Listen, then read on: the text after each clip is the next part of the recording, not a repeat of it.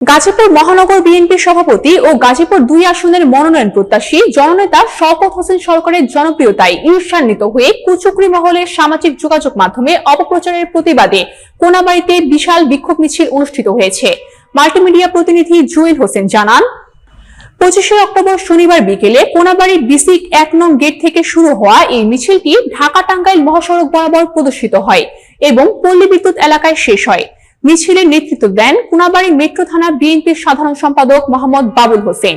আপনারা দেখেছেন আমাদের গাজীপুর মহানগর বিএনপির বিপ্লবী সভাপতি এবং গাজীপুরের মা-মাটি মানুষের নেতা, গাজীপুর জনসাধারণের সবচাইতে প্রিয় নেতা, গাজীপুর ২ আসনের সবচাইতে জনপ্রিয় নেতা, যাকে এই গাজীপুর ২ আসনের জনগণ মায়া মমতা ঘিরে রেখেছে, মেহনতি শ্রমজীবী মানুষের কণ্ঠস্বর জননেতা জনাব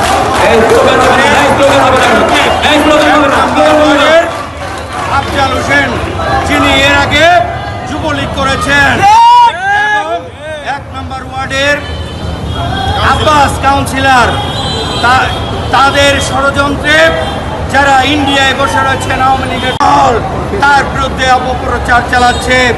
তারই বিরুদ্ধে, তারই প্রতিবাদে আজকে কোনাবাড়ী মেট্রো থানা বিএনপি অঙ্গ সংগঠন এবং আপামর জনগণের উদ্যোগে আজকের এই প্রতিবাদ ও বিক্ষোভ সমাবেশে আয়োজন করেছি। প্রিয় ভাইরা আমার, সাধারণ মানুষের কথায় আমরা আজকে এই বিক্ষোভ সমাবেশ এবং প্রতিবাদের আয়োজন করেছি।